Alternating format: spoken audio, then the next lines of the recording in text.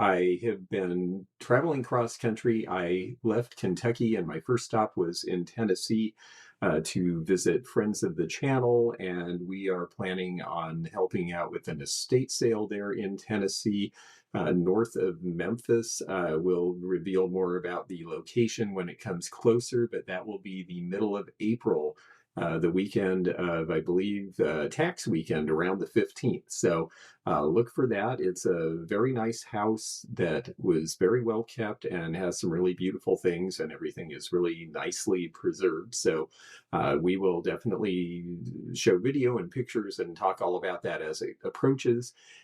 From there, I went to Kansas City, and my first stop in Kansas City was this place, which is called Market Street Antiques. I have not been there in over 30 years. In fact, I'd only been there once before. And when I was there, the River District of Kansas City was kind of old and run down. And now it is becoming a really hip and cool place. And that antique mall is still there. And it was really fun. And there was a lot of really good stuff. So we'll have a video coming up about that. Um, Final Earthling, who likes to see you here too. And I'm trying to see who else I've missed. Lisa's here, just a whole lot of folks. If I missed you, well, hello and welcome. Um, anyway, I got to Kansas City and then headed west because it has been 1 year since I got my cancer diagnosis, and I'm feeling great, and I have my first follow-up, and treatments are done, and I feel good, and I expect good news. But I had to come back to Washington State for that, and I had so many people who wanted to see me, things I needed to bring. I'm going to be restocking all three of my mall spaces in Centralia, Landers Street in Seattle, and up in Snohomish. And so I have a van full of stuff already, but I left a little room this time because I keep going on these trips and people watch the videos and say, why didn't you buy that thing? And it's because, well, I couldn't fit it in the car. So this time I could fit things into the car until I got to Oregon. And well, after Oregon, as you'll see, I kind of filled it up again. But I did manage to find some pretty cool stuff along the way. I got to Wyoming the day after Kansas City. And when I got to Cheyenne, the winds were 90 miles an hour and all of the freeways and roads west were closed. And to go north was a blizzard, and to go south was, well, a little ways out of the way. So I thought I'd wait it out. I went to 3 flea markets, bought some cool stuff there, and then the roads still weren't open. And so I had to divert south through Colorado, which took me through Utah. I ended up hitting a little place in Utah and finding some cool things. Got one thing at a cute little shop in Idaho, and finally made it to Oregon, where a family were clearing out their mother-in-law's house and asked me to please come and pick anything that I thought I could use and then give them some advice, because they're in a small and remote enough town that they did not think that they would be able to have an estate sale. So, wow, I ended up with a whole bunch of stuff, and now I'm in the Northwest. So and yes, the winds were really, really crazy. And so yeah, it was kind of nutty. It was a big long trip, but I'm glad to be here. And I am going to, in addition to stocking the malls, I'm going to be visiting some other people. I work with a guardianship service here, and they have some jewelry they need me to pick up for them and sell, along with some art pieces and some other things. And so yeah, here I am. And that is the long and short of it. I'm accumulating these things. Like I said, I already had a van full when I came here, pretty much, but I'm accumulating things because I will have a bunch of shows again starting in May. We will have Teak Stock, which I don't know if you've seen this, but here is the little flyer coming up in Marshall, Michigan. Outside of Marshall, it is out on the farm at Rosie's Auction House. And she and Eileen, who handle the auctions, I'll be helping with the auction. This woman in the corner, Discount Deb, she really lives up to her name. She sold a set of Fenton blue wave crest, I think it's aqua crest, the dinner plates for $100, and there were 12 of them. It was a steal. And there were a ton of Fenton collectors there, and they all said, "Oh, those are really worth a bunch of money." And she said, "I know, but I got them right, and I pass them along. That's what I do." So there will be some reseller stuff available there, and I'm looking forward to seeing some of you there. I'm looking forward to seeing and selling with some of you at Springfield. And then, of course, we have the Rose City Antique Fest in July when I'll be back in the Northwest. So there is a lot going on. And so I have been accumulating. And big hugs to Stephanie. Yes, so this is nice of you to bring up. Yes, my caretaker, Stephanie, who is here with me, had a procedure yesterday. So I am also doing some caretaking while I'm here for the next 10 days or so. So we are just taking care of all our business and getting everybody into ship shape. And Bo the poodle is out in the living room. I would have had him come say hi, but he's taking a nap. So, and it's so lovely to see everybody here. And it's so great to see a bunch of new folks who we haven't had a chance to see here before. And it's great. It's so nice to see you here, Margaret. We met a lot of really fun people in West Palm and Mount Dora, and just had a big thing. And this is great to hear. It's just a few months since, well, it's been a year since my diagnosis and a few months since my recovery. So, um, love the color palette behind you. Well, yes, it's very 70s. And that painting in the back, let me go the right way. That painting in the back is actually a fairly well-known listed Danish artist, and it has a few little damage issues. So I've been debating whether to have it restored or sell it the way it is. But interestingly enough, when I ended up at this estate in Baker City, Oregon, a lot of what they had were 1970s colors. And I definitely cleaned off a layer of dust on a few things that I think had accumulated since that time. There's a few more things in the dishwasher that I won't be able to sell you. Um, it is, well, I've had so many people who were really caring for me, and it's so nice to be able to pay that back a little bit, including a whole bunch of you. And so you know, we all take care of each other as best we can. I mean, that's how we get through life. So um, we will definitely have some fun. And I think uh, without all about the 70s here, yes. Well, we're going to have some 70s stuff in the sale tonight, too. Some of the stuff behind me, I might as well start with what's behind me because, to be honest with you, the stuff behind me is going to teak stock because I sold so much glass at West Palm and Mount Dora in Florida that I actually am looking for glass to replace, but I do have two smallish but really very nice, including one rather good little glass vase in tonight's sale. So you'll see that coming up. But the big ones here, the one thing I will point out that I think is interesting, and I think I can do this over my shoulder. Which way? Let's see, this way, yes. That one there, that Italian chalice, which I thought was very unassuming, it lights up like crazy under a black light. So that was really fun to see. And that was covered with enough dust to be hairy. So for those of you who are collectors out there, we do a little work on this stuff. You know, sometimes it comes pretty farm fresh. So I've been doing a lot of cleaning. I have dishpan hands today. Um, and the swung base, the big bittersweet, that will be going to teak stock. The piece right behind with the trophy handles there, let me bring that up for you to see because that one's got a nice story to it. Not everybody, not everybody really knows elegant depression glass. They know depression glass, but elegant glass was a little bit better quality and a lot was etched. And this is Fostoria's June pattern. It was called June because it has the bow knot for June brides. And that is a really pretty etched. And this would have been done in the 1930s. Etched glass was something that was really popular in the 20s and 30s. And by the 1940s, it was actually too expensive to have the cutters make this anymore, and so etched glass really goes by the by, and it's really too expensive to make now. So if you like etched glass, this era of etched is really, really beautiful. This is the color they called topaz, and I've always thought that was a neat piece. So we'll be bringing that. Um, I was with my friend Lena Ray in Georgia when we found this piece together at a consignment store. I thought that was really pretty.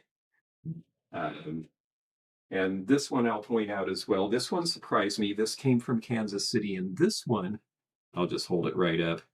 I thought this was going to be a Kelsey Murphy piece for Blanco Glass when she did the cameo glass, but it is actually a different artist by the name of Ken Bergson, who is also collectible. So this was a new one for me. And this was also done, I believe, in the 1990s is the date on that. So some fun things there. And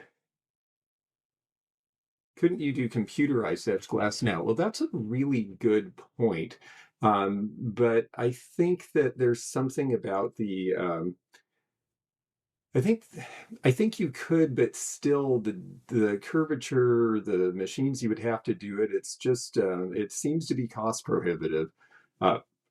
It's not that you couldn't get a machine to do what they did, but the machine would also be a very expensive proposition. And I think that's why you're not seeing it done. Although that is an idea. Um, Let's see here. And yes, I do think that the etched glass pieces, June was the most collectible Fostoria pattern when I was first in the business, even more than Fostoria American or the Jamestown or some of those other patterns. The June was what everybody wanted when I first started, and there's some really beautiful collections out there. When I go to the glass show, the Green River Glass Show, which I know, I believe Miss Wildlife attended recently, some of the dealers there have giant collections of it, like every piece they ever made. Um, so let's see, what else did we come up with? Well, I guess I'll start with some jewelry. We're going to do some show and tell, and then we'll get into the sale. We do have a couple of pieces of jewelry in the sale, a couple of pins that are actually rather pretty. But these came along, and I just thought these were nice crystals because they're very long. I like the way they're cut, and I always like um, colored as well as the clear. Now, if you know your crystals really well, certain cuts are actually Swarovski, and if you can identify Swarovski, they actually are even more popular. I don't believe these are Swarovski cuts, but that's something for those of you who like crystal beads. If you do a little research, you'll find out which ones are their cuts, and there are some sleepers out there because of that. And let's see what else we got in jewelry. This was just fun. It didn't cost much, and I don't generally buy plastic bangles that are just sort of the plain nylon, but I really liked the way this one shined.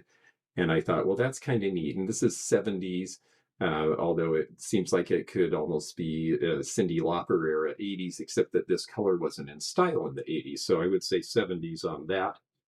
Um, this one, the little pair, there's a company called Warner that made these, and there were other companies that made similar. They also did strawberries and stuff, and those are from the 70s as well. They just have a lot of bling.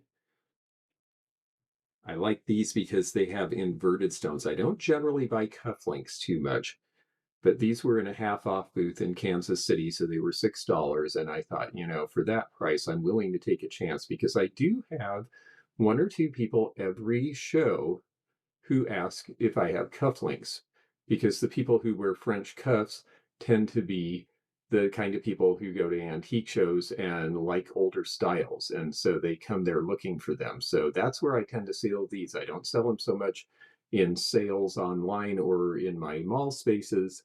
If I hold them just right, they could be my beautiful blue eyes.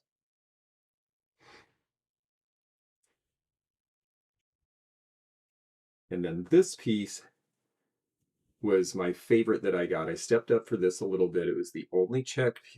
This is a piece of Czech glass. This is from the 1930s. And you can tell by the faceting and the type of metalwork, the way the beads are spaced, the way that there's a little more design to the chain, and the fact that it has crystals at the back because flappers had short hair, so you wanted a little bit of design in the back of the neck as well as in the front. And so that's going to date this between about 1925 and 1935. And I thought this was just a really, really pretty piece. And I like the green glass and the way it's faceted.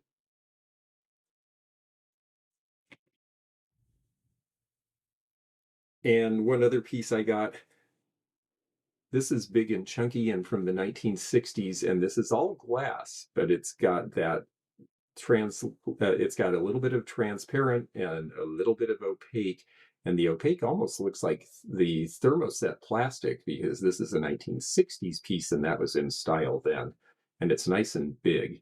And I find that I find that collectors really like big jewelry. And yes, I find this interesting too.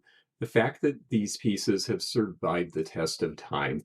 There's these were beautiful. They were worn. The Czech piece that I showed, that's 100 years old now, and that it's on the edge of becoming a true antique because it's 100 years old. Um, is the necklace gold? I react to metal. Unfortunately, no. The Czech glass necklaces, they are pot metal with a gold tone. It's costume jewelry. So even though it's nice and it's good quality costume jewelry, it is definitely not solid gold. This piece I thought was cute. I have a lot of people who like these lipstick holders because they haven't seen them before, and it's nice to help organize a dresser. This one, the label is gone, but I believe this one was actually Victoria Ceramics of Japan, left and made similar pieces. It's all hand painted. She's just very sweet, and she has the hands up and very good detail in the fingers, and none of them are broken, which is something you have to be careful for these. Now, I'm only showing one of these. I got a couple, and the other one is still packed deep because I also went to another place in Oregon and did a house call, and that's so much we could be here all night. So we'll save that for another time. But this piece I wanted to show because this is a puzzle box. Have any of you seen these before? I find these really interesting. Um, this one is a bank. So you put your money in. Now, how do you get into it? It's got a hinge, but you can't open it. So what's the secret? Well, hopefully I remember the secret, but I believe the secret on this one is it this one that goes first? We'll see if it makes a monkey out of me. Okay. This this piece slides this way. And this is based on a very old type of thing. Even furniture in the old days, you didn't have a safe, so you had furniture that had secret compartments. Well, this bank has a secret compartment there. And then and you have to know how to do this. And a lot of these, like this one, were made in Japan in the 1930s. Then out comes the drawer. And when you take the drawer out, there is the key to the bank. And then you can actually open these doors. It's definitely complicated on purpose. Complicated enough that I'm having trouble doing it. But the long and short of it is ah, yes, product demonstration. One of my favorite product demonstration stories was in 1956. Ford introduced padded dashboards for their cars because they wanted to prove that they were safe, and they dropped an egg on them. And it was kind of like Elon Musk with the shatterproof windows when he threw the baseball at it and it shattered. Well, the Ford guy dropped an entire carton of eggs one at a time onto the dashboard, and the last one was the only one that didn't break. Anyway, if I worked on it a little while, we could open this and you would unlock this and up would pop the top. So that is the puzzle bank. And they are a really fun and interesting thing to collect. And I see a couple of them a year because they were popular in their time, but a lot of people destroyed them over the years because they forgot how they worked and they wanted to get in there and get that money. So you don't see them much. This I thought was fun. I just sold a Flemish art piece on the on the uh, on eBay. Here we go. Yes, I just sold a Flemish art piece. It was the whole kit. Well, this was a piece of Flemish art, which is pyrography from about the 19 teens that I had never seen before. This one, it looks like a little cradle, but when you open it up, it is actually a place to put little bottles or napkins or something like that. And it has the design on it where you would use the wood burner and you could make the design and then you give it a little blush paint and there you had it. I've never seen this piece before, and these actually, I'm finding that pyrography is interesting to people and is selling again. It was a really big thing in the 1910s. It's what people did for entertainment. Um, Later in time for entertainment, well, a lot of people took up smoking because in the 19 teens, cigarettes also became a more widespread idea. So by the 40s and 50s, you start having these kind of little accessories. And this one I think might be by Chase Chrome and Brass. And I just started to clean it up, so it's not completely pristine, but this is the little ashtray, and then you could actually tip it and dump it, and then the ashes go away. And this is going to be about 1940 or so. And then by the 50s and 60s, the similar style, the pedestal, you have the lighter. And these are definitely collectible. There's a lot of people collecting smoking collectibles who are not smokers. It's just something that's a novelty. They might use the lighter to light a fire in a fireplace, for example, and they might use this to hold coins or that sort of thing, but they find new uses for these things. And of course, there are some people who still smoke and they find them useful as well. Let's see, some little, and I am gonna, yes, let's see, pyrography. Oh, yes. Peg Leg Pete, he decorated his wooden leg. Oh my gosh. I hope there's a picture of that somewhere. That is an amazing mental image. And am I selling the puzzle bank tonight? I'm not, but if you folks see something that you really like, I've already picked out 12 items to sell, 12 lots of 2 items each to sell tonight. But if you see something you really love, send me an email with the timestamp and I'll see if I can make it available to you. Um, did get some cute little elves and pixies, and I'll hold 3 up here, but we have 2 for sale tonight as well. So there's 2 more that I'll show you when we get to the sale. But elves and pixies always sell. I also got a treasure craft sprite, which I put aside because later in the year, I intend to do a show about treasure craft pottery.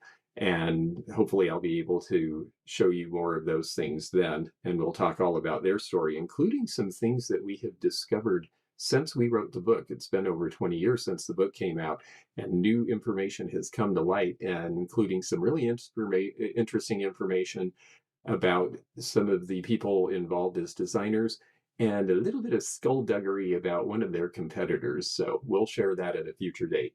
But we have 2 sprites in or 2 elves in the sale tonight, including the murder elf. If you need a murder elf and haven't gotten one, well, we've got one. Um, let's see what else we can show you. Somebody mentioned using computers to etch things. Well, computers, it's hard to believe it's been over 40 years since the PC came out, but that was such a big deal because before that, people didn't mostly have computers at home. And this was a promotion from IBM. And I guess you could have used it as a cigarette box, but I think it was really for those newfangled Post-its that had just been invented in the late 70s and early 80s. So this is the IBM personal computer. And I have never seen this piece before. It was some sort of a promotion at the time. Let's see here. Some other things that we have in the sale tonight, not the ones I'm showing you, because the ones I'm going to sell, well, that'll be a surprise when they come up, but we have a couple of little pin boxes, and we have some skunks. The pin box here, this one is a cute one that is Prussian, and this one is not in the sale tonight, but I have 2 other ones that are Limoges that are very sweet. And this little skunk is a 1940s or 50s. I have one of the progenitors of this style for sale and another one that is the angriest little skunk I've ever seen. So we'll see those in a little bit here. Now, these are really fun, and I wanted to show them because I don't see these in very good condition anymore. I don't find these in very good condition anymore because they're chalkware, and if they fell off the wall or weren't wrapped well in moving, then they disappeared. But here are the harlequins, and that is the male, and there is the female. And when you put them together on the wall, you have this. And they're just so fun the way they dance along the wall. Some of the big companies that made chalkware, like Marwall, made things like this, but there were also other companies that did not mark their wares, and this is an unmarked pair from the 50s. I have always loved these. I just don't see them often anymore, and it was so neat to be in an estate that was old enough to have things like this still hanging on the wall. And uh, oh, Dad worked for that. Yes, for IBM back in the day. My dad worked for them briefly in 1967, and when they called him and said he needed to fly to Rochester on Christmas Day, he said, "I quit." So it was not for him. And yes, some of the very first computers are valuable. And thank you very much, Miss Wildlife. It is great to see 100+ people here tonight. We will get on with the sale pretty quickly here, but I did want to show you some more things because it was so fun to be able to go through and get a bunch of stuff from an estate and some other places along the way. This is the Chanticleer. Some people call him Charlie Chicken. This is Shawnee, and this is the pitcher from about 1940. Shawnee's real claim to fame was that they did a lot of whimsy pieces for the kitchen initially, and they were very good quality, and they were hand painted. And there on the bottom, it should say Chanticleer. And this one just says USA patent pending because when Shawnee started in 1938, they were worried that their patents would be stolen, and they weren't thinking so much about preserving their brand as they were preserving their patent. And then this is a piece. I'm going to have another piece of this line for sale tonight in the sale, but this came from Cheyenne, Wyoming. And I just really like these. They came in pink and they came in blue and rarely in a bright green. And these are Camark pottery from the 1930s, all hand painted. Camark did really beautiful artware in the 20s, then switched to molded ware in the 30s to stay in business. They didn't always mark their name on their pieces, but then in the late 30s, they started doing the hand painting again like they had done originally. And I just think that the Blue Iris is such a pretty piece. And we do have another piece from this line coming up in the sale. Ah, okay, let's see here. Um, yes, Chalkware is trippy. Yes, the mid-century cat, I know. Yes, I've had a few Chalkware pieces go by the buy as well. It happens. Um, let's see here. I'll show you a few more things because there is some fun stuff. And I'll show you a little Victoriana now because I do buy real antiques too. I don't just buy 20th century stuff. And I am noticing that we are starting to see an increase in interest in Victorian pieces for the first time in a generation. And it's great to see because Victorian pieces now, the Victorian era was over 120 years ago, really 125 years ago, because Queen Victoria died in 1901, I believe, and Edward took the throne in '02. So we're looking at 125 years since the Victorian era has been done. So the fact that we can still find things from the Victorian era in this day and age is pretty remarkable, and people are starting to really appreciate that. And one of the things I got are these. These are ladies' high button boots, and they are leather and they're in wonderful condition and they're brown instead of the usual black. And boy, are there some heels on those. This was someone who was in high fashion at the time, and it even has the maker marks. Somebody really loved these and wanted to preserve them and didn't wear them very much. And so they're in really, really great shape, which is fun. Art Pin boxes called trinket boxes. Well, I think of a pin box as being something that is this size, whereas a trinket box I think of as being something a little bit bigger, maybe 4 or 5 inches, where you could put something a little larger in it. Whereas the little ones were for bobby pins, straight pins, hat pins, pills, that kind of thing. So I think of them as being a different thing. I don't know that there's an official definition, but I believe that that's the case. And I was really happy to see this because we see goatee prints with women from France all the time, but we rarely see men's fashion pictures from the Victorian era. And this is an original one with the men in those amazing duster jackets. And they are quite sartorial with their big stovepipe hats and their macassered hair and mustaches and all of that sort of thing. Macassar was this thing that was a grease that you put in your hair to keep it matted down and straight. And on the back of sofas, if any of you remember or you collect linens and have seen these on a sofa, you'd have arm covers on a sofa, and then you'd have a piece for the back of the sofa, and that was called the anti-macassar because it was to keep the grease from people's hair from getting on the furniture. So these are kind of neat, I think. Let's see, I am falling behind the chat, so here we go. Um, all right, let's see what else I can show you here real quickly. Um, this is a wonderful piece, and I was shocked to find this in Cheyenne at a flea market for $25. I don't think the dealer knew what they had. Now, teapots, they come and go in fashion. They were really fashionable for bridal showers a few years ago, and I don't know if that's still a thing.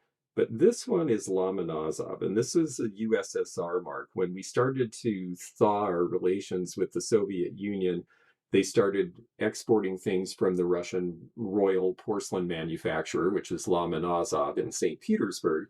And this is a very famous traditional fishnet design that they did. This is $100 piece online any day of the week, and they had it for $25, and I was really quite shocked by that. So that was a neat thing to find. Okay. This came, we do have some other pottery tonight that we'll be selling, but this piece I'm holding aside until I can do a little more research on it. Bear with me with that because I just got all of these things. But this is Rookwood.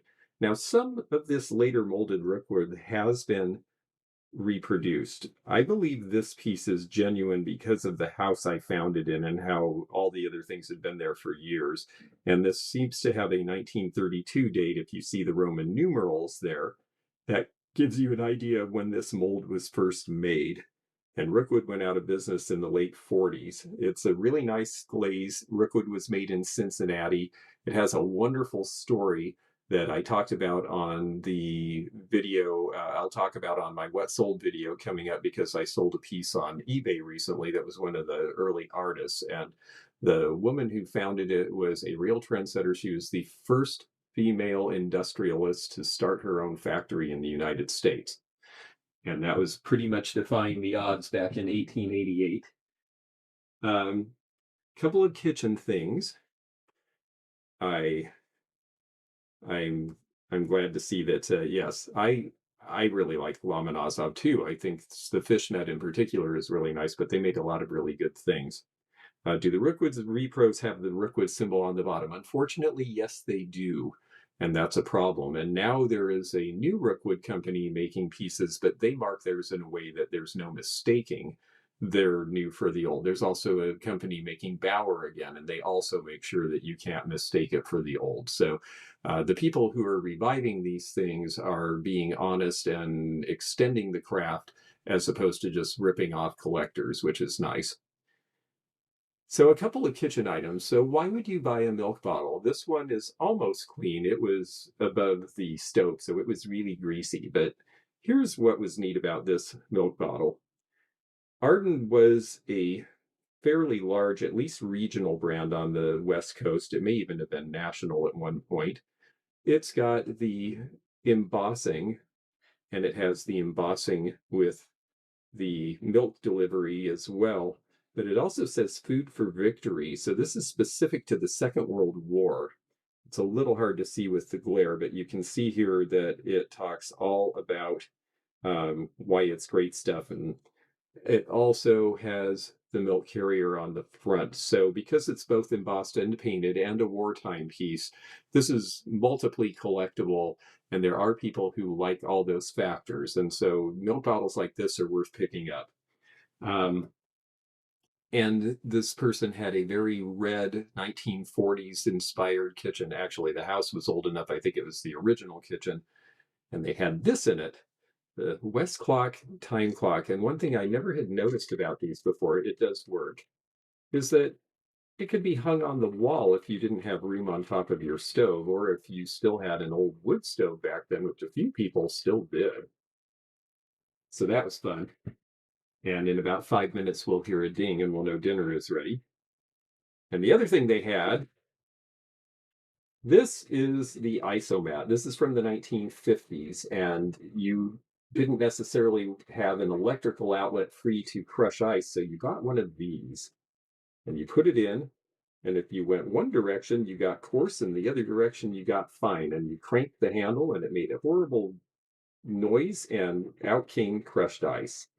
So this is a very 50s piece in those I Love Lucy red colors.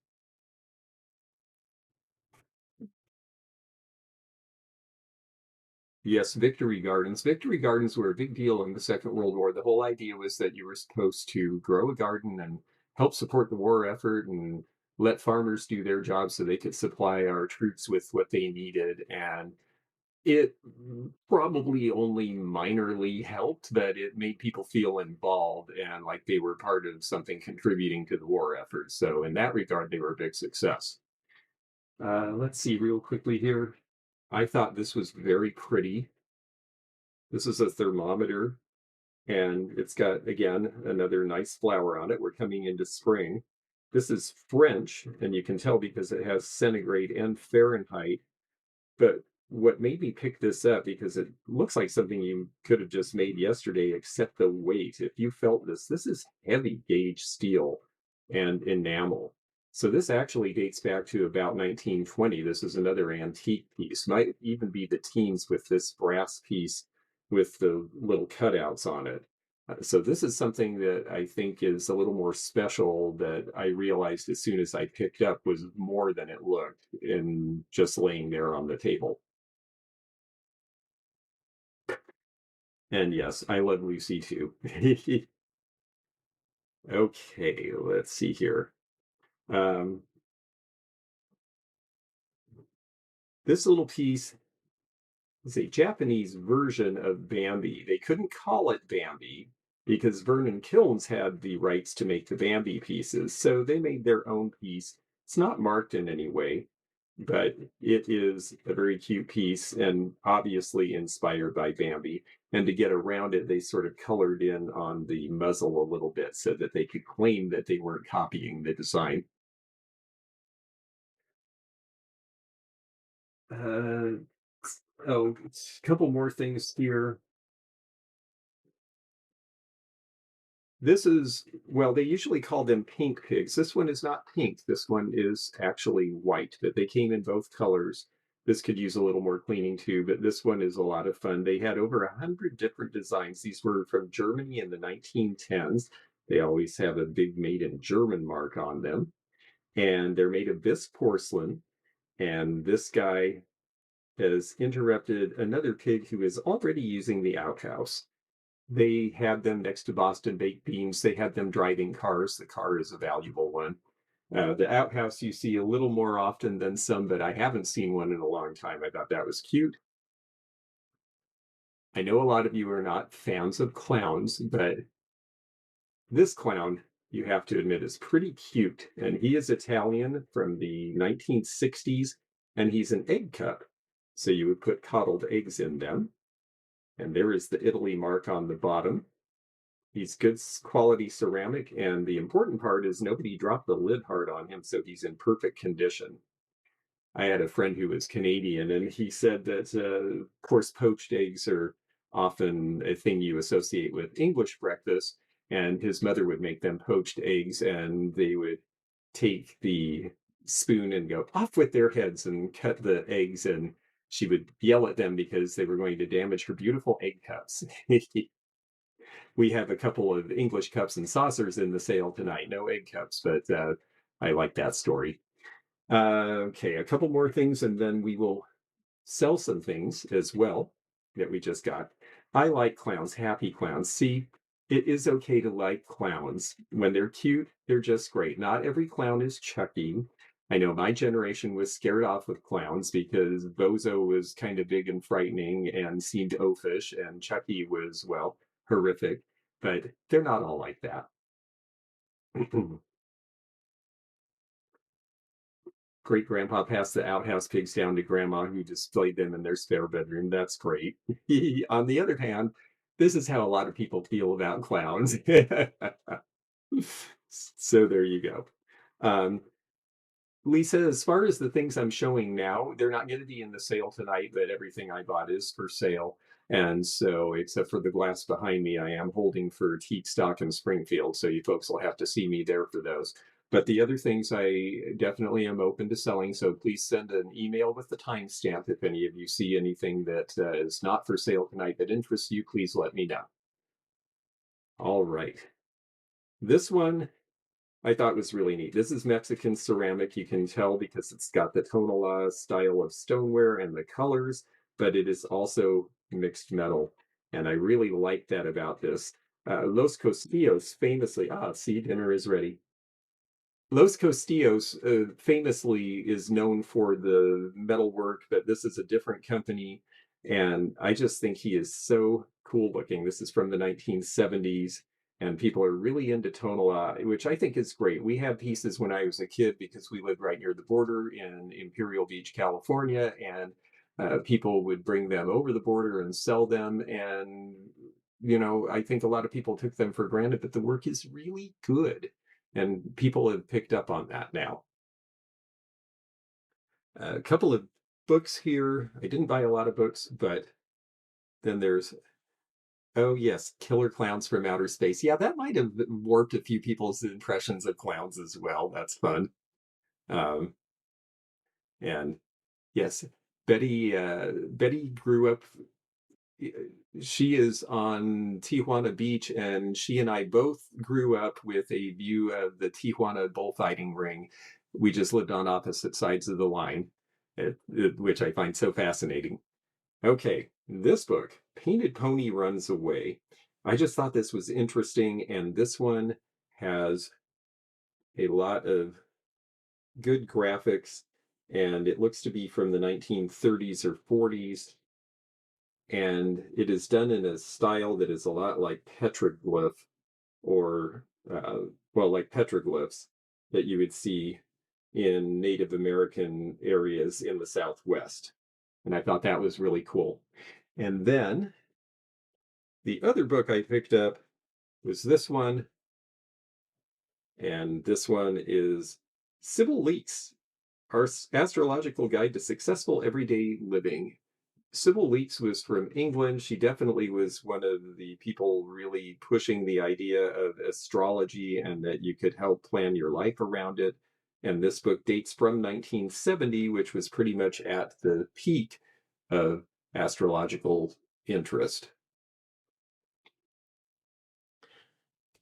So, I guess I should stop really quickly and ask if there's any questions. I know more of you have come into the chat, and I'm sure that because it's starting to get later in the evening back east, we should get on with the sale. But if anyone has any questions, let me know now in the chat, and then we will try to go from there.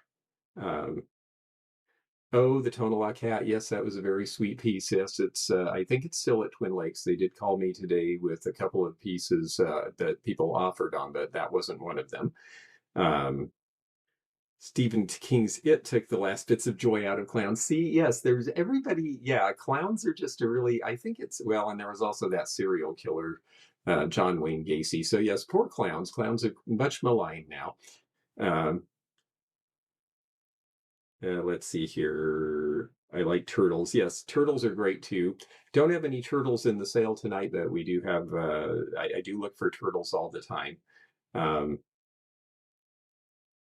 Ride a painted pony, let the spinning wheel turn. Yes, that's right. That song was very popular around 1970 when the book on astrology was written. So all right, well, I'm going to go ahead and get started then, and we're going to have a nice sale here. The rules of the sale are pretty simple. I will put up a piece, I'll announce a starting price. They're going to vary a little bit tonight. Oftentimes I just say it's one price for everything, but tonight we're going to vary that a little. I'll say it's starting at a price.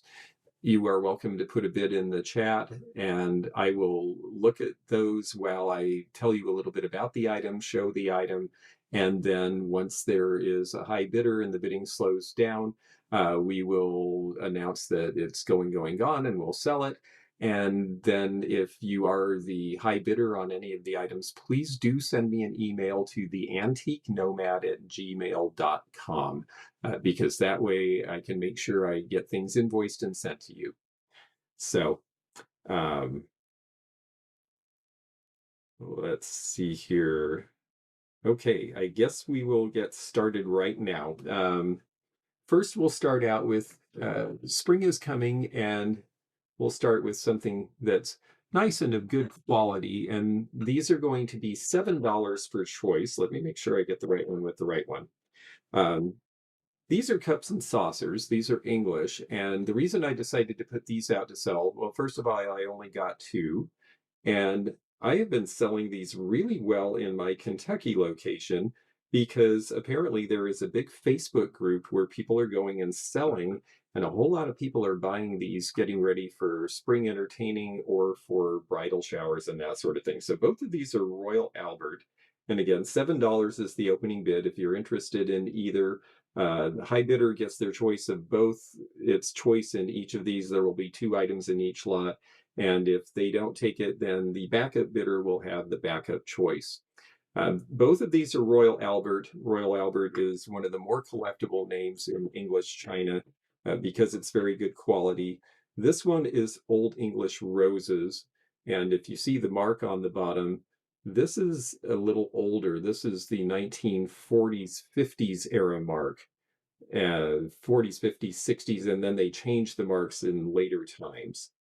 So this one is the Old English Roses.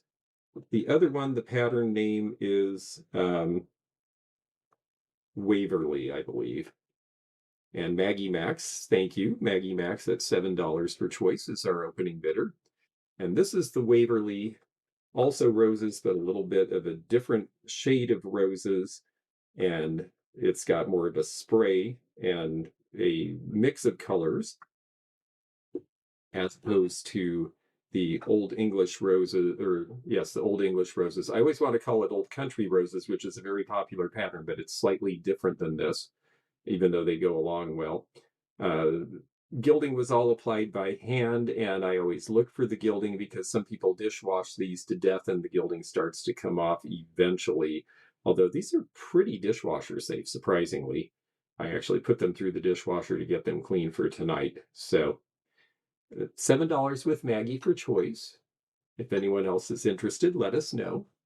We've got a lot of things to show you. So, and all of these things are things that I got on the trip out here this week. So I have literally owned these things for somewhere between 2 and 5 days.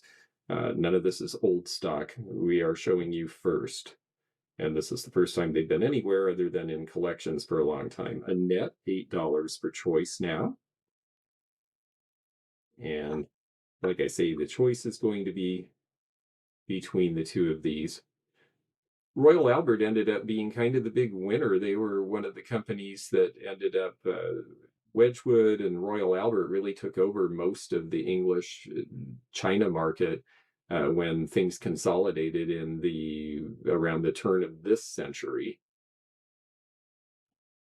So we have, do you use soap and heat? Oh, that's a good question because dishwashing is not safe for everything. First of all, you want to make sure that it's not something with a decal that was stuck on or cold painting that was done above the glaze because that will come off in the dishwasher. Um, We've got 2 at 10. Maggie is the first in. The second thing is I never use granulated soap when I'm washing something that is antique or vintage, because you don't want something that could actually etch or uh, do something bad to the glass. Thirdly, if you live in a place with hard water, or especially like Florida has a lot of phosphates, I don't wash anything in the dishwasher in Florida because phosphates really etch glass and dinnerware. So, um, oh, and thank you. I appreciate the hawking for you, for me. $10 is choice with Maggie, Sarah, and Annette, and let us know. Maggie is currently high bidder at $10 per choice. And yeah, I think these are nice. And again, both of them have the older marks. So I I try to stay away from anything that I think might be too new, as far as cups and saucers in China, because I figured that's not what you're here for. Okay, Sarah is out, so I think we're going to go ahead and sell these. And Maggie, you let us know if you would like one or both. You are the high bidder at $10 per choice. And we'll let you comment in the comments about that. And then if you don't take both, we'll make one available to the backup bidder.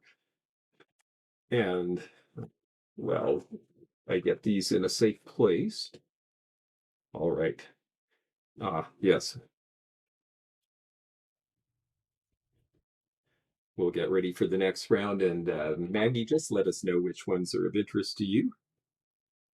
And we'll make sure you get one or both as you wish.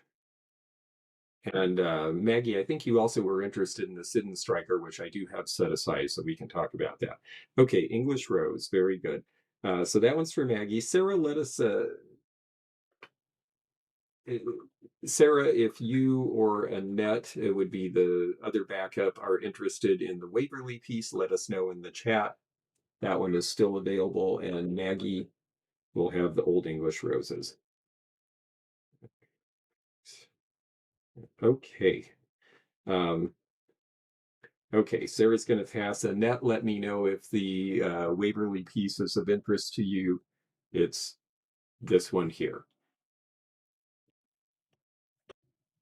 Our next round, I really enjoy silhouettes, and I think that you know that, and because you've seen that before, but these are a little different for various reasons. So it's going to be choice, and the initial opening bid on these will be $10 each for choice. So $10 opening bid. This one is a little different than we usually see, and of course it'll be fun to show you because you're going to see my computer in there, so you'll have to, I'll tip it this way and maybe you'll see a little less of it.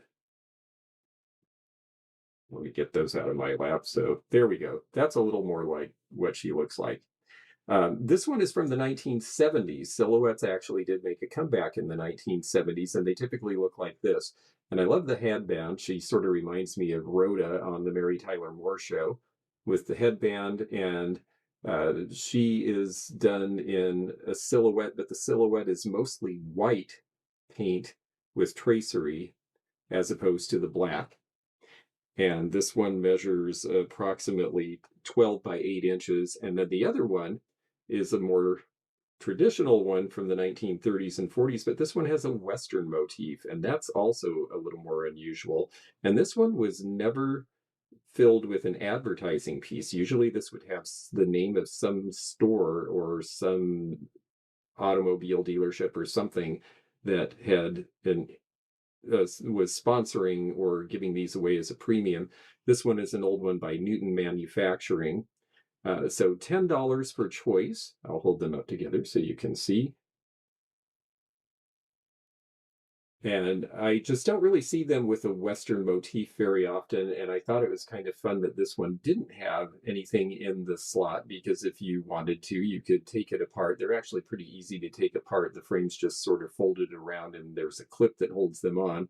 And then you could put your name or happy anniversary or happy trails or whatever you're looking for there.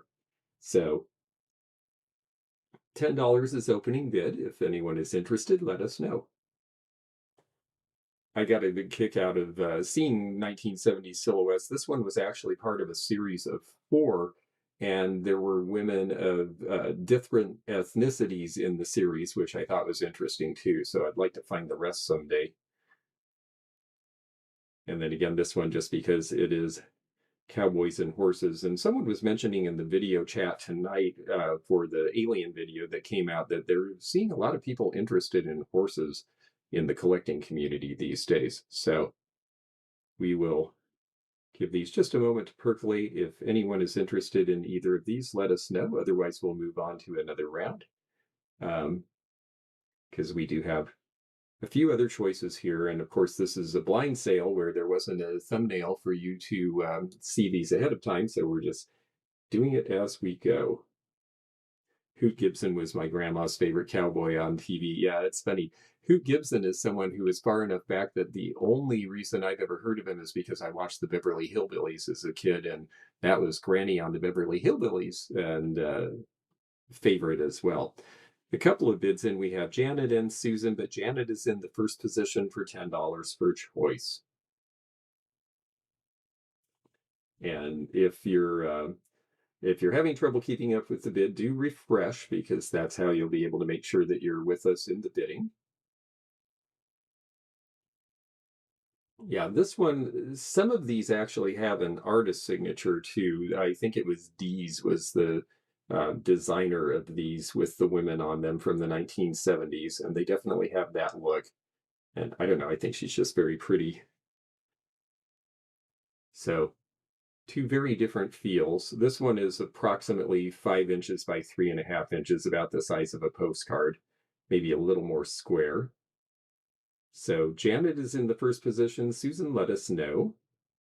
And anyone else out there, let us know as well.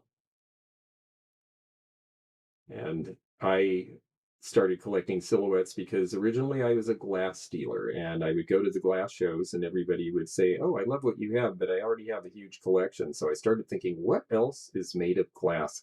And I took silhouettes to a glass show, and some of the other dealers were not happy because they said, "Well, it's not glass like we think of glass." And I said, "Well, it's made of glass." And I sold every one I took. And then all of a sudden the other dealers said, "Oh, silhouettes are cool." And the next show, there were a whole lot of silhouettes.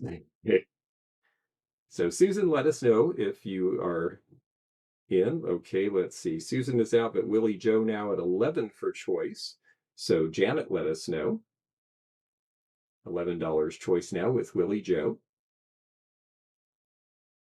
And yeah, we're just going to have fun. We do have a pretty cool swung base situation coming up. They're small ones, but one of them in particular is kind of unusual and you don't see very often. So stay tuned for that in a couple of rounds here.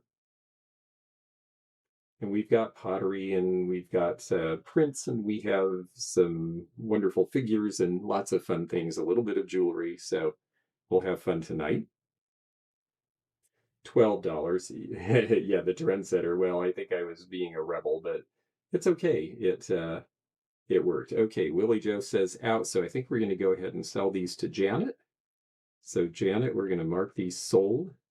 And if you'll let us know in the chat which one is of interest to you or both, you will have first position, and then whoever the backup bidder, Willie Joe is the backup bidder, will have the choice of the other item if you decide not to take both. So let us know if it's woman or cowboy or both. And I'm going to go ahead and set these safely here. The one thing about all this show and tell is I've got a lot of stuff around me now, so I want to make sure I take care of everybody's things. All right, those should be good there for the time being. And Janet would like the lady. Okay, very good. Willie Joe, if you're interested in the cowboy, let us know in the comments.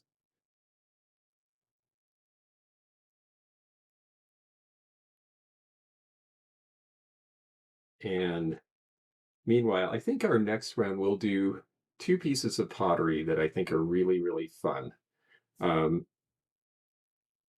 Does that help with arrows or not?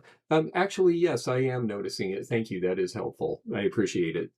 Um, everybody helps each other out, like we were talking about earlier. So, all right. This round, I mentioned that we had another piece of that Camark, and I have a whole piece, and I think these are really fun. And I have really been looking at pottery and porcelain lately. Oh, okay, Willie Joe would like the other one. That's great. Let me make a note of that, and then we'll put that aside.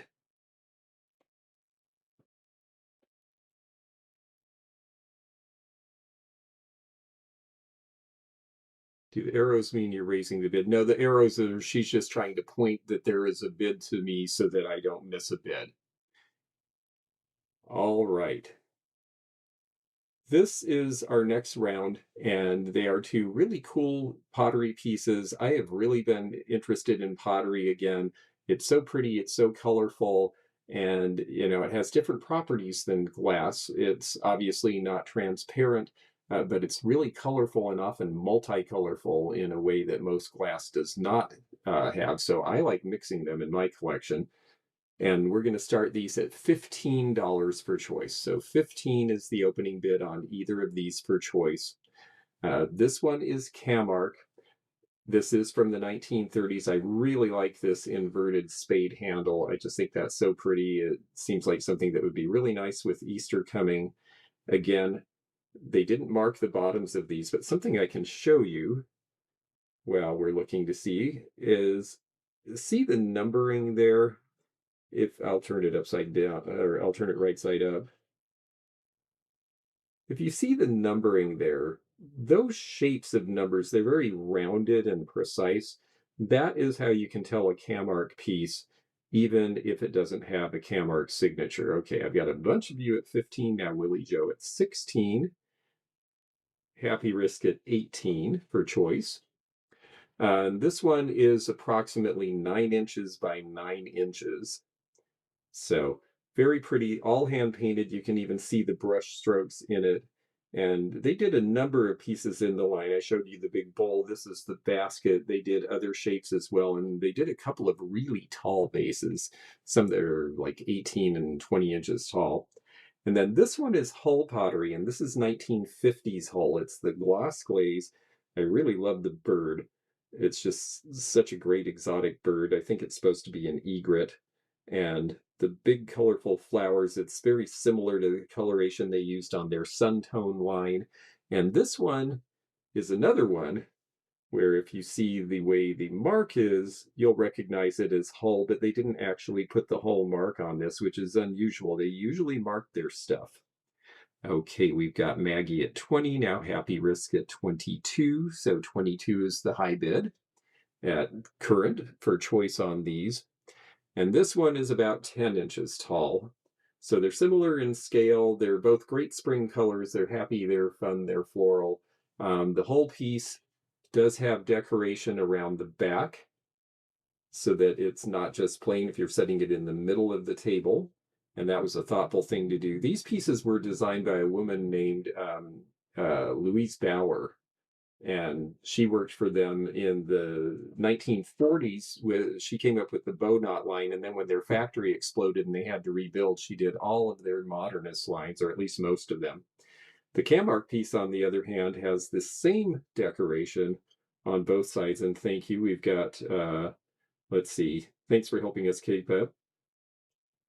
Thank you. There's Joanne, there's Maggie, and Jody at 26, and now Joanne. Okay, let's see. We've got Jody, Happy Risks. There we go. Now I'm caught up. Thank you. I'm on it now, Miss Wildlife. I appreciate it. Okay, so we've got 28 with Happy Risks for choice, and yeah, they're great pieces. They're in perfect condition. I always try to make sure that everything is really uh, ship shape, or else I'll tell you, because I don't like anyone to not be pleased with what they get. These are actually both really clean inside, like they weren't planted in as well. So our current high bid is Joanne with 30. I'm going to go ahead and set these down because you know what your choices are. So I'm going to set those aside because they're getting heavy. they're substantial enough, but actually The one thing I will say is that they're not too bad to ship because I tried to make sure that everything was something that was reasonably shippable from Seattle, where I am now. I will be traveling back to the Midwest, so if it's something where you really want me to hold on to it and ship it from there, I can do that as well. So $30 with Joanne. Everybody else, let us know if you're still in. But she is currently in the driver's seat, and now 31 with Jody. And we are going to have, we've got some more pottery tonight. We are really, we're going to have fun with this. And the, I guess we just have, well, we just have a bunch of new stuff. It's so much fun to have a bunch of new stuff. I was really quite surprised to pick up so much cross country. I don't generally find so much. Now, Joanne with 32, so Jody, let us know. I generally stop a few times, buy a few things at each place, but this time I made room and yeah, I went a little crazy, but it's a lot of fun. Okay, I believe Joanne is our winner at $32 for choice. Well, no, wait, Happy Risk is out, Maggie's out, but I still need to let Jody let us know if you're in, Jody, and then we will figure out who our winner is and let them have first choice and who our backup is. Currently, Joanne is the high bidder at 32. I always feel like we should have some sort of happy music in the meantime, but YouTube won't let me sing any copyrighted songs, so you are all off the hook. So just waiting to hear from Jody, and here we go. Thank you. Jody is out. Okay, so Joanne, it is your choice at $32 choice. Let us know if you are interested in the Camark piece, the whole piece, or both. And you know, the funny thing is, I've seen Joanne's collection, and I'm honestly not sure. They both seem like they would go, so we'll see which one she wants. But I have I was going to say, I have an inkling it's the bird because she's in Florida and the bird is the word. So, Jody, if you're interested in the Camark piece, you are the backup bidder, so let us know. And thank you. Well, I used to have a fine voice, but I don't practice anymore. I had to give up the band to be an antique dealer because all of those things happen on weekends. Um, so Joanne will get the hull for 32. And Jody is our backup bidder on the Camark. If you're interested, let us know. And yes, I will get our next round going. I know a lot of people don't like selling larger items because, well, you know, you have to ship them and all that, but larger items are beautiful and they're showy, and so I like them. Um, our next round here, we're going to go ahead and do the elves. And here you're thinking that, Jody would like the camera. Thank you. I'll make a note of that. Here you're all thinking that clowns are scary. You're all thinking clowns are scary, and yet we have the murder elf for sale. And we are starting these at $5 choice. Then this one, I believe this one is also a Homeco. It does not have its original label, but I believe both of these are 1970s era. Homeco made this. It is supposed to be a sweet little elf carving a doll, but the way it's brandishing that knife and just the look in its eyes, it was dubbed the murder elf. I believe my friends at Fatbird Finds came up with that, but we're all calling it that now, whoever gets the credit. And this one is very sweet and is just demure, and I actually think they're both very cute. So let's see, we have Ned at 5, Tulsa Time at 6, Willie Joe at 8 for choice, Tulsa Time at 9, and Annette at 10 for choice. So Annette, now Willie Joe at $11 for choice is our current high bidder. And Yeah, it's funny. I haven't actually had one of these in ages, and when I was at the folks' house who were selling the estate, they I started picking up elves, and they said, "Oh, we have this one over here." And I immediately said, "Oh, the murder elf," and they looked very surprised, so I had to tell them the story. Dawn at 14 for choice is the current high bidder. And yes, you can see why it's called that. Yeah, that just made me laugh out loud. Um, Willie Joe, $15 for choice. But this one's very sweet too. I love the elves and pixies because they all started. Dawn is now our high bidder, and I think Dawn is our winner. I started collecting the elves and pixies because my grandmother had treasure craft pixies in her flowers when I was a kid, and I didn't know they were made by treasure craft until I started researching for the book. And then that led me to all the other elves and pixies, and there's a ton of interesting ones. So we are sold, and Dawn, if you'll let us know in the chat, you may have either or both. $18 is the price. So I will set these aside while we wait for your response. And it's interesting too, because when I first started seeing them, they were kind of around. And then I met a friend who had a giant collection. And then all of a sudden, everybody started collecting them and they weren't around anymore. Ah, yes, Don needs the murder elf. I gotcha. And Willie Joe, if you're interested in the one that is not murderous, let us know. All right. Um, I mentioned, I think earlier when I was talking, I mentioned that I have been getting interested in porcelain. I think porcelain is, wait a second, let me make a note of this. Willie Joe would like the other one, and we've gotcha.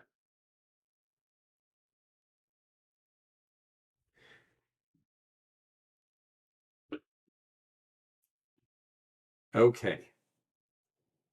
So I mentioned earlier that I'm really enjoying porcelain, and the porcelain is something that I feel is a little underappreciated, but I'm starting to see people catch on to it because porcelain's fired higher than pottery. It's very good quality. People are just afraid of it because so many of us were raised with our parents because porcelain and china cost more, telling us, oh, be careful, oh, be careful, oh, that could break, that could break. It's actually harder to break than a lot of other things. So I have been buying it and I'm finding that there's people interested. These pieces were going to start at $10 each, and they're both interesting for different reasons. Now, this one, I usually only get about one of these a year, and somehow I have had three this year, and all of them have sold right away. So I picked this one up on this trip. You see the hole in the bottom. Why does it have a hole in the bottom? Well, this was made in Bavaria in about 1910 or 15, and this is a condensed milk can and or container. A condensed milk can would be put in this. And the hand painting is very nice. The hand painting was probably not done at the factory. It was probably sold as a blank and then decorated afterwards. That was very common in the 1910s to do china painting. And again, $10 choice on these.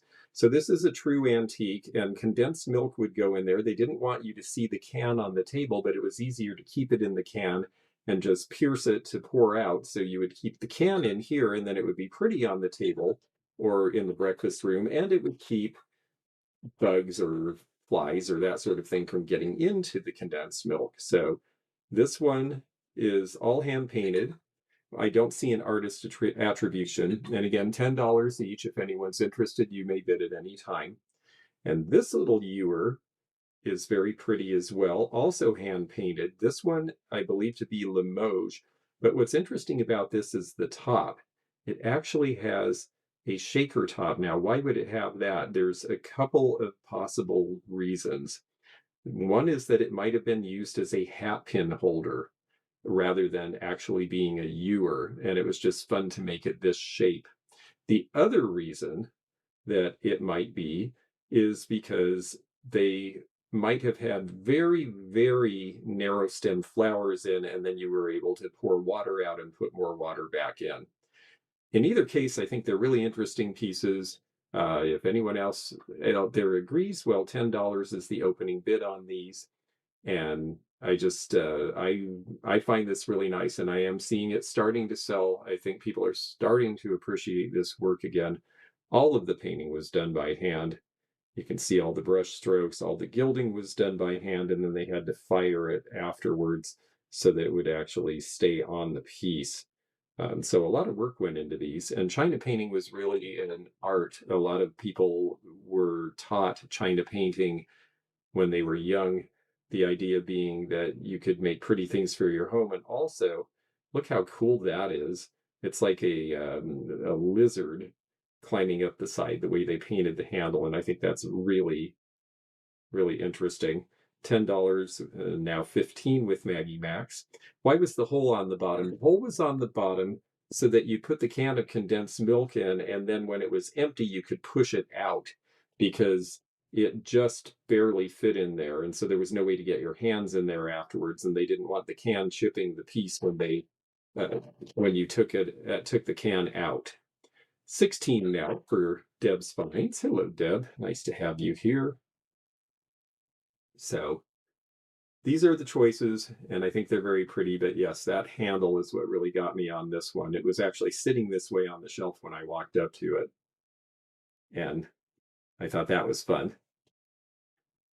And the condition is great on these, no chips or cracks or anything. I was so surprised to get another one of these because, like I said, I usually find about one a year, and this is the third or fourth one I've had this year. So I think some of these, I think part of the reason sometimes when a category is slow in the antique business, it's not because there isn't interest, it's because people are not seeing them.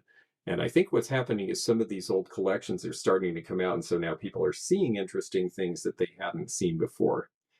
Okay, Debs is out, and I think that makes Maggie our winner. I'm going to go ahead and mark these sold. And Maggie, if you'll let us know in the chat if you're interested in the condensed milk container or the ewer or both, you have first choice. And then we will, yes, sweetened condensed milk. Yes, please. Exactly. Yeah. Yeah. I always loved it as a kid. My mother would make the best candy out of it. And my mother was not a great cook. So that is saying a lot. No offense, Mom, but we all know that was your best dish. All right, Maggie Max will take both. Very good. I'll make a note of that.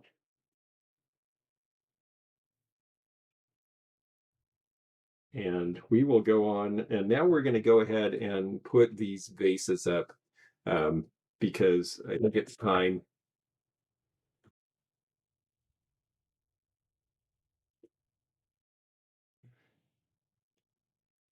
We are going, we're going to start these at $15 per choice, but they're pretty good and they sell for a lot more than that on the open market. So let's see what the impression is here. This is a tale of two mid-century glass pieces in 1970s colors. This one is Viking from the Epic line, and it is a swung vase. It's the small bud vase version of a swung vase. And this one is about 12 inches tall. And of course, what's great about swung vases and why they're so popular is the way they would do it. Of course, they would hold it on the water coming out. I just washed them. They would hold it as it was molten, and then they would let the weight as the molten glass stretched make it whatever shape it came out at the top. And we've got Corinne as our opening bidder at $16. And then there's this one, and this is also Viking, but this one is really not common to see. This is the triangular vase, and this is a pulled vase. And so the way that they would do this is to actually take the piece and they would take a tool and they would pull each end up to make this triangular piece. These are actually pretty hard to find. And Viking was so proud of this design that they had a 6-foot tall version in their blue neat color in the office of their headquarters in Ohio. And that was the first thing you saw when you came in the lobby. So these are both Viking. They're really great pieces, and we're at $18 per choice. And I'll tell you honestly, these pieces are usually selling in like the $40–50 range these days. So uh, Miss Wildlife at 20 for choice. I see you other bidders out there, but she's the high bidder. And okay, now we've jumped up to 28 with Miss Wildlife is the high bidder currently. And again, this is for choice. I was so excited to see this because I haven't seen one in a long time, and actually just to find swung bases, they're still they're still popular.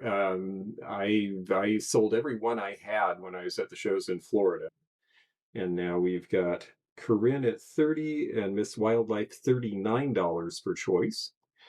I actually have this in the next size up, which is about this tall in blue neat in my collection because I've always liked it. Okay, Janet is out. Thank you for bidding. Corinne is out. And if anyone else is in, let us know. Otherwise, we will let Miss Wildlife have her choice on these. But yeah, they're really awesome pieces. It's nice to see this one has the label. The label has faded. Viking labels in the 1960s were red. And then in later years, they actually were a silver color or clear. So we know this piece is right around 1970, right before they changed the label color. This one, I have never seen one of the epic lobed pieces with a Viking label on it, funnily enough. So I think Miss Wildlife is our winner. If anyone else is in, are we all in, all done? Let us know, because we're going to go ahead and sell these. And we're going once, we're going twice, and we are going to sell. And so Miss Wildlife at $39, you have the choice. I've never really seen this swung base in the wild. Yeah, I come across them occasionally, but they're so hot now that most people have caught on to them. And Miss Wildlife will take the green Vikings. So if any of our backup bidders, Corinne is in the first position. If any of you are interested in the amber bud vase, let us know. And that would also be $39. So I'm going to set those aside and make a note. And there we go. All right. Yes. Corinne and, oh, I'm sorry. I said Corinne, but actually Janet was our backup bidder at $30. So Janet, if you're interested in the bud vase, you actually are in the first position. And then Corinne would be in the second position. So Janet, let us know. And thank you very much, bidders. I appreciate the interest. I just, it's so fun to have fresh things to show you that are brand new. Um, and yes, yes, if he's there, he'll have great swung bases. And actually, Heidi from Rosie's Auction House has a row of bittersweet that put my poor little single one to shame. So, Corinne will pass. Janet, let us know if you are interested in the other piece, and we're going to move on to our next round here. Pass on that. Okay, very good. We will go on now to, oh yeah, this this should be fun. We're going to do a little bit of jewelry. I just have one lot of jewelry, but I think these are really fun and they're really sparkly, and they are from two adjoining eras, and they are all that glitters. And these are going to start at, we're going to start these at $10 each per choice. This one, they're both brooches, they're both pins. This one is what they call confetti. It is lucite with little colored pieces in it that have so much sparkle and color, and they're really fun. It's a simple round pin. It does have a safety catch, and you can see the color from the back as well. This would have been done sometime in the early to mid 60s was when the confetti was really popular. They also made compacts out of this. as well as earrings and other jewelry, of course.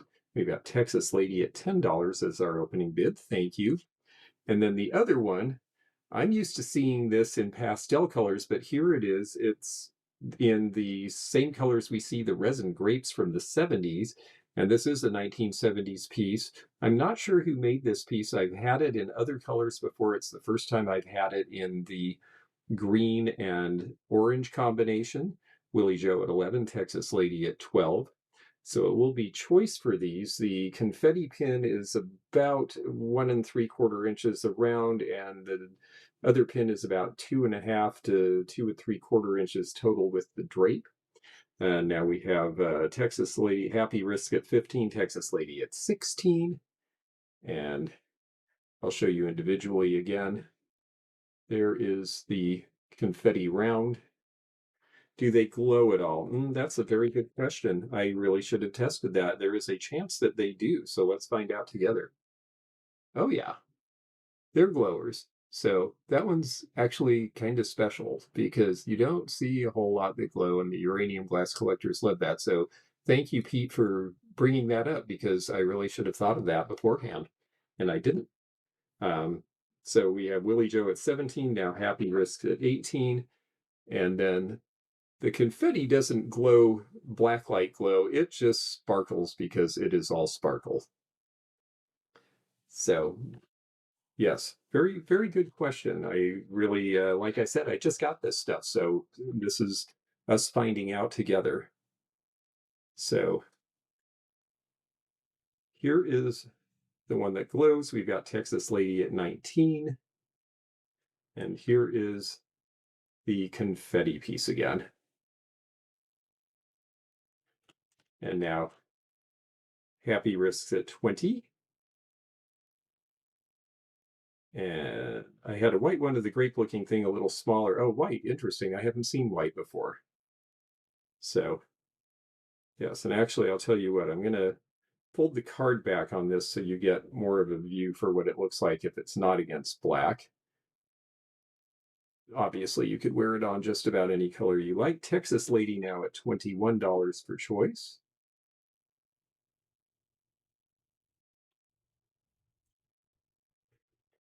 I am going to be picking up some jewelry over the next week because I sold quite a bit in Florida and definitely have been in the market for more and have an opportunity to pick up some pieces. So I'm looking forward to having some other fresh things to show by the time we get to Teak Stock in May. By the time we get to Teak Stock, I think that was a song, except it was Woodstock. We are at $21 for choice. And let me hold up the choices one more time. And if any of you other folks are in, let us know. And again, thanks to Pete, we now know that the grapes do glow under black light. So those green stones are uranium glass, which is a pretty neat thing. It really was, it took jewelry, costume jewelry, a long time to do some of the stuff that's fun in glass, to use uranium beads, to use carnival beads, aurora borealis. They didn't really think of those things until the 50s and 60s, which is funny to think because, you know, they had the ability to make those things earlier in time. It just didn't really dawn on anyone, I guess. Texas Lady at 21, Happy Risks is out, and I think that means we're going to go ahead and too bad you can't shop mine. Well, I'd love to sometime, and we'll try to do that at some point. I'm going to have to plug in a cord here, so you're going to have to bear with me a minute. We're going to go ahead and sell this to Texas Lady. If you'll go ahead and put in the comments, and please put in capitals because I have to leave for 1 second to get a power cord. There we go. Now there will not be a sudden end to the sale. Quick, grab everything and run while he's out. Okay, that makes me very happy. Yes, it's a good thing that this is virtual. All right, Texas Lady will take the grapes. Thank you very much. And if Happy Risk, if you're interested in the confetti, let us know. And we'll make a note of this. 21. And you'll take the confetti. Very good. I'm so glad. Well, it's nice when everything comes out. and we even have power to boot. It's so funny. There are so many cords associated with doing these shows. We've got lights in front of us, we've got lights behind us, and I was so proud of myself because I had it all figured out except for the thing that makes the computer go. So, good night, Miss Oodalali. And thank you. This is, yes, watchers, please do. If you're watching, and thank you for bringing this up. If you're watching and wondering why you're not able to chat or bid, the reason is that we have a requirement that you be subscribed to this channel 2 hours before the sale starts. You only have to subscribe once, and then you can participate in any sale that we do from here on out. But we do that because that prevents trolls from getting into the chat. We saw some pretty ugly things happen on some other channels where spammers and trollers and some people who were not very nice crashed the party. So that's the reason that we do that. And so we look forward to having new subscribers, and you can join us. We are doing these updates and live sales once a month. Helen, wonderful to see you. That's great that you're here. It's nice to have a whole bunch of you here, and we're going to go on and sell some more things. I think that next, let's do something fun and kitschy. These also came from this estate. Most of the things you're getting are from the estate that I picked up 3 days ago. So it is fresh to me and fresh to all of you. And this is going to be a choice of two 1970s kitsch items that I thought were so cute that I had to bring them with me. And it's these. They both have great eyes. I think actually we should switch them around so that this guy's looking at the owl. There we go. Now we've got it right. Trolls on YouTube. Why, yes, it has been known to happen. But we haven't had that problem, and that's the reason we do it. So these are going to start, these are choice at $10 each. And they are both pottery, they're both ceramic, and they're both just fun. They're also both hand painted and both made in Japan around 1970. And this one is a spoon rest. It can also just be hung on the wall because it's got the big hole, but it was meant to be hung on some sort of a rack near the stove. I don't know the maker of this particular one. Oh my, that didn't look the way I expected. And this one has great daisies because, you know what, that is the way that things were back then. And Sarah at $15 per choice is our first bidder. Thank you, Sarah. And then this little guy, and I do need to show you one thing for um, fair disclosure. Like I said, I just got it. I washed it out today. I didn't have a big brush. I haven't gone in and gotten out the stuff in there. It's a little cooked on, so it might take a CLR or a little effort. So I just want you to see it the way it is. But this is by a company called Relpo. And Relpo might not be as well known as some of the Japanese companies, but they made really good quality, well painted items around 50 to 60 years ago. Ah, excuse me. And so it's the choice between the pitcher, the puppy with the great eyes, or the owl trivet. And I think they're both just stinking cute. You had a mustard yellow owl spoon dress when you were growing up. Oh, that's cool. I like a lot of this stuff because it's things that I recognize from our house growing up or friends' houses growing up. And it was really fun being in an estate that had that feel. This was actually the same estate with the 50s kitchen, but the owl was in another part of it. So Sarah at 15 is our high bidder. If anyone else is interested, let us know. Otherwise, we'll give Sarah her choice. What I thought was good about these is, the Japanese stuff was lighter weight because it had to be shipped across the ocean. And yet these two are flawless. There's no chips or cracks. And I thought that that was pretty good because, some of this stuff did not last the test of time, and that's why it's collectible now because there's just not so many left.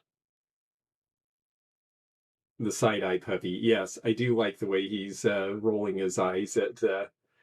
Well, I mean, they're very sweet. He's looking up at you. It's not an eye roll at all. The owl just has big haunting eyes like owls do. Owls, of course, became associated with Halloween because in that time of year they plow the fields, and the owls are more visible because the leaves on the trees start to fall, and they are out looking for field mice at Halloween. So Sarah is our bidder. I think we're going to go ahead and give her her choice on these. I will mark this sold. And Sarah, let us know in the chat if it's the cute puppy or the wise owl with the daisies that appeals to you, or if you want both, they are yours. And I'm going to go ahead and set those down. All right. Okay, the puppy picture is you. Okay, that's, you think you know somebody. I was actually, I had you figured for the owl, so that's great. We will put Sarah down for the puppy. And if anybody else in the chat was interested in the owl, let us know. Um, I think that it would be fun to do a pair of pictures here. And the puppy is really cute. I agree, Penny. These came from a sale in Pendleton, Oregon that I stumbled across as I was leaving my hotel. There was a big sign saying they were having a sale. It wasn't advertised anywhere else. And I went in and she said, "Oh, you're my first purchase today." And she had a lot of cute stuff. I bought a few things. And one of the things I bought, and this will be choice, are these prints here. And I'll show you one at a time, but I wanted to show you together first. We're going to start these at just $7 choice. Yes, you can have the owl. I will put you down for the owl for 15. Looks like Mr. Toodles, it does actually. So, okay. Happy Risks is going to get the owl. And then we'll come back to these pictures. These are from the 1950s, but they definitely are in the spirit of the French fashion prints of the 1800s. And I love this wooden, or well, I really enjoy this frame. It appears to be a molded wood to me, and they look Willie Joe at 7 for choice. Thank you. It looks like a spool carved frame, like they used to do back in the Victorian era, and I just thought that they were so sweet. This one is the lovers sitting under the tree, Kissing, and the colors are just really good, very 1950s with the pastels. And then this one is the proposal. So apparently, whatever happened under that tree went really well because now they're at the point of proposing. The spindles on the frame look like Jenny Lind. Yes, it does have that style. Are those cherry blossoms? Well, let's see. I think that they are supposed to be cherry blossoms. So a spring thing. Our cherry blossoms, it's been a little too wet and cold in Washington for them to come out, but I saw cherry blossoms in some of the other states along the way. And yes, I did think this was really pretty. So Willie Joe at $7 choice is our current high bidder. If anyone else is interested in these, let us know. The high bidder will get one or both if they want. Of course, they'd be nice to keep together, but they certainly could go somewhere else. It says on the back they belong to Coogan, but no longer. They will belong to someone out here in our audience tonight. So $7 choice. If anyone else is out there, let us know. They are cherry blossoms, and this one, it looks like they have a nice bouquet. So a couple months later, yes, we are ready to be wed. And I just love the dress. It reminds me of all those Godey prints, which were also very popular in the 50s, that were reprints of French fashion prints from the 1800s. These dresses are the reason that purses were invented. Women did not actually carry purses initially, but when they started wearing these big full skirts, they didn't want pockets in them because they didn't want something weighing them down even more. And so that's when purses and reticules come to be. So Willie Joe at 7. If anyone else is out there, let us know. Otherwise, we'll sell these and move on to some other pieces here. Oh, now we have Ursula Adams. Ansel Adams, sorry, Ansel Adams 23. And $10 choice is now the bid. So Willie Joe, let us know, or if anyone else is out there. Yeah, I think they're very sweet. And they should ship well together because they can go back to back. So they should get there pretty safely. They do have the original glass in them. 11 choice now. They still don't. Cursive, women's clothes are in practical pockets. Yeah, well, I have to admit, my pockets are impractical as well. I know that they're really, really out of style, but I do miss the era of cargo pants because I actually could get my wallet and my keys and my phone in and out of them. Okay. $12 choice with Ansel Adams. Willie Joe is out, so I think we're going to go ahead and sell these to Ansel Adams for $24 for the pair. If you want both, let us know. If you just want one, well, then we'll offer Willie Joe the other one as the backup. So let us know in the chat. Is it the lovers? Is it the proposal? Or is it the pair? And I will go ahead and set these aside while we wait for a response and make a note, and then we'll move on. We've got a couple more rounds here and a few more fun things. And I know a few of you who have bid tonight are not people I've sold to before, or if I have, I don't recognize your name. So again, please do. I'm going to put in the chat right now.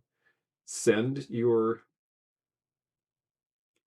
information to me at the antique nomad at gmail.com. And that way I will make sure and get an invoice to you and get these things out. So, okay, good. I'm glad you want to keep them together. And I will put 24 for the pair on those. And we'll go on. We've got a few more rounds here and some cute things and some sweet things and a few things that may be interesting to folks because you may not have seen them before. So this next round, these are just really sweet. We're going to start them at $5 each, and they are pin dishes.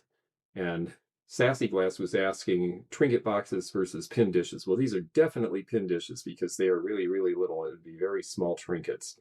I'm going to hold them individually because they're kind of hard to see, but $5 is the initial bid if anyone is interested. And they are both hand painted. The blanks are Limoges, but they don't say it because I believe these are pretty old pieces. And I like that they have, it looks like, I think, little violets or forget-me-nots and that little cartouche there. And they both have lids. And this one, they've actually painted in the inside as well, which I think is really sweet and a little bit of extra. And there is the signature of the person who painted this one. We have Tulsa Time at $5 and now Willie Joe at $7 for choice. Jody at $9 for choice. And then the other piece we have, this one, as I believe we're looking at irises again in the purple. I'll hold it up so you can see it better there. It's a little more focused. This one is a sort of a green-blue color. And this one, they didn't paint on the inside and the bottom, but the painter, Ellen Rasmussen, painted her name on the inside of this. So these were blanks that were purchased probably sometime in the 19-teens and painted on. And we're at $10 for choice now with Willie Joe. So we'll have the pink one and the green one, we'll just call them to make it easy. The irises tonight, yes, I love irises. They're one of my favorite flowers, and I'm not sure how I got on such a kick, but I've been finding lots of iris stuff. So yes, definitely the irises tonight. It has been a theme. And, you know, spring's coming, so I will have a bunch of irises that will be blooming in my front yard. Oh, or are they tiger lilies? No, I think it's tiger lilies I have in my front yard at my storehouse. We will be having the big storehouse sale in June, and I think it's going to be a pretty big one because I've got a lot of stuff to bring. I have things that I have had in storage for years that I have no idea what are even there. So it will be an exciting time, and I know there's several other people joining me for that. And by the way, if you're anywhere near Western Kentucky, you're welcome to come and join us both as a shopper, and if you want to set up and sell, it is free. Just like at Teak Stock, that is also free. So if you're in the Marshall, Michigan area and you have things you want to sell, come sell with us. And if you're in anywhere near Western Kentucky, come sell with us. That will be the last weekend of June for my sale. $10 now for choice. Jody, let us know. Tulsa Time, let us know. You're getting more snow in mid-Michigan. Wow, yes, it has been really cold in Michigan this year. It's funny, everybody else is talking about how unusually warm it's been, and Michigan's getting more snow. So it's interesting to me. It appears two different people painted these, and yet the shapes are so similar. So this must have been a blank that was popular with China painters back at the time. $10 for choice is our high bid with Willie Joe, Jody, and okay, everyone else is out. So Willie Joe, those are yours. Let us know if you want both in the chat. If you don't take both, then we will let someone else have the other. So I'm going to set these down, and we've got just a couple more things to show you.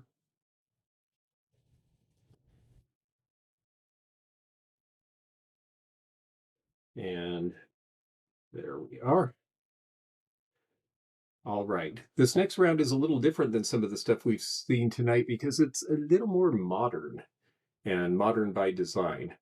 Let's see. Oh, snow flurries in Tennessee. Yes, I missed out on that. I heard that you had some, and now I think it's 80 degrees there, or going to be. So, yes, crazy weather. Okay, so this next is choice, and these are, okay, you'll take both. Thank you. This next is choice, and these are two pottery pieces that are very mid-century, and they have interesting stories. At least I think so, and I'll tell you about them. And I'll hold them separately because this, if I put it next to the other one, it looks pink, and they did come in pink, but this is actually black and white. And this one is the one that's pink. And this one is a piece that has a mark on the bottom. These are about 6 inches tall. We're going to start these. I should give you an amount. We're going to start these at $10 each for choice. And these are about 6 inches tall. And with spring coming, I know people are thinking of planting. This one says Kenwood. And for those folks of you, and I know there's a few who live in the Cincinnati area, you'll recognize Kenwood is an area outside of Cincinnati that is a rather nice, affluent area. And it was a nice up and coming affluent era in the 1950s, which is why Shawnee Pottery named a line Kenwood, and it was very modern for the time. It's very similar to the McCoy pieces, and I like Kenwood too. I think it's really interesting. They did things that were casserole dishes that were shaped like sundials. They did a lot of this sort of spatterware. It was competitive with lines that McCoy was making that also have this texture. There's a lot of texture here. It's very similar to what they call overshot glass, but what they did was they used a glaze with slip in it, and clay slip then fires on. And so and yes, Kenwood is a bougie place. That's right. It's a very sweet little area. And so this one is something that Shawnee made because we showed you the rooster picture. Well, by the 50s, the kitsch period was over and people were looking for modern style. And this was as modern as they could think. The other piece here, and again, $10 for choice on these if anyone is interested. The other piece here, this is a pottery company not many people are familiar with, and Pete, you're in Chicago, so you may see pieces. We used to sell this line 35 years ago. This was made in the late 80s and the early 90s, even though it's a very deco-looking piece. This is a company called Harris Potteries out of Chicago. And at a time when most pottery companies were closing, they decided they wanted to do made in America pieces because they felt there was still a market for made in America. It only lasted about 5 or 7 years because unfortunately then NAFTA came and then China got most favored nation status. So Harris Pottery made really nice stuff, and it's something that a lot of people haven't seen, but I feel like it is really worth collecting. It has a certain way they did the glaze that gives it a wheel throne effect. It's got this Art Deco crown, and these are fairly typical pieces of what they were carrying at the time. So if anyone is interested in the planners, they are $10 each, and you're welcome to make a bid. And if we don't get a bid, we'll go on to our last round. But Tina, Vintage Vibe, well, hello, nice to see you. Oh, yes, that's right. You were, yes, I was at Curiosities, which is a wonderful mid-century focused vintage shop in Tigard, Oregon. Really great store, actually. They moved from, they had a location in Beaverton and they have expanded to a larger place. They even have a flea market the last Saturday of every month, and it was a great place to shop. And yes, Tina, you were so fun to talk to. It's always fun when I meet somebody who watches the channel out in the real world. And so that was really great fun. Okay, I don't see any bidders on these. If someone decides they want them, please go ahead and let me know. But I'm going to put them aside for now. And we're going to go to what is our last round. And that is something cute and fun. And one of them has a little bit of attitude. And they are skunks. Un skunk de pew. Two skunks de pew, actually. And they come from different times, but they have something in common, and that is that one basically begot the other. And we're going to start these at $5 per choice. So the skunks are up for bid, $5 choice. And this one is the one that really got the skunk collecting started in the United States. This is D. Lee Pottery, and they have these sort of questioning eyes. Their first product, they were a small pottery maker in California, and the skunks were what really were their claim to fame. And what got them started was they made this little wall-mounted match holder for the bathroom back before people used aerosol scented sprays. We've got Deb at $6 for $5 per choice. Now Willie Joe at 6, and now Deb at 7. And D. Lee Pottery made the little stinker. So it was a skunk that held matches. You put it on the wall of your bathroom, and then people could light a match after their business was done. They were so popular that Dealey then made a whole line of skunks, including this little guy here. And this is the 3-inch size. They made various ones. And they were so popular that the Japanese decided to copy them. So this one is Japanese. But they had to do something different. So they made this one. I don't know if he smells himself, but wow, he is having a day. This one has definitely got a lot of attitude. And I like the painting, and I like the eyes, and it's just a lot of fun and a lot of detail in these. This one's a little later because the Japanese start to supplant our potteries in the 1950s when we're rebuilding the pottery factories in Japan and Germany, and the Japanese really took over the market. We are at $10 per choice with Deb. If anyone else is in, let us know. Otherwise, we will go ahead and wrap this one up. Yes, little stinkers. Yes, it looks really angry. I agree. It just is having a day, and it is going to do something about it. And they are stinking cute little things. Yes, I thank you for that. Absolutely. So Deb's is at 10. I think we're going to go ahead and sell these. And Deb, you let us know in the chat which you would like. You may have either or both. $10 choice. And we'll wait for that. And while we do that, I just want to say thank you for everybody coming and hanging out tonight. And I'm glad we could do some show and tell. I hope you enjoyed some of the things we showed and some of the things we got to talk about. And just hanging out together is always fun. And yes, he dealt it. That's true. I want to thank all of you who helped keep me on track in the chat and ask good questions and help me keep track of bids and all of those good things. Yes, you may have the tall one. That is the dealie, and that one is yours. And so, Willie Joe, if you're interested in the um, attitudinal little skunk, you may have that one. Let us know. And so I think one of them looks like the feral Terrell cats who come to eat on my side porch. Oh, that's funny. Yeah, well, he might scare off the feral Terrell cats. So, um, and thank you very much. Yes, it was. It's always loads of fun for me too, and it was just great to be able to share a bunch of things that are fresh to me with you, and talk about what they are and why I buy the crazy assortment of things that I do, and to share some of them with you tonight.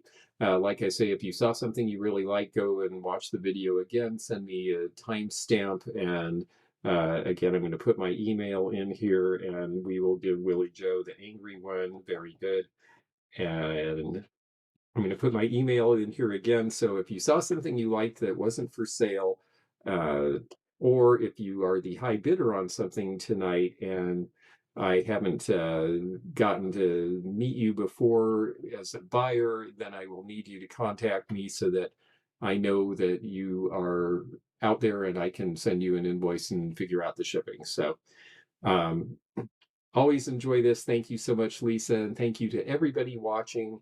And we will see each other again soon. And it was a great evening to spend with all of you. Thanks for everything. And we want to also thank our members on the live channel. And so here we go.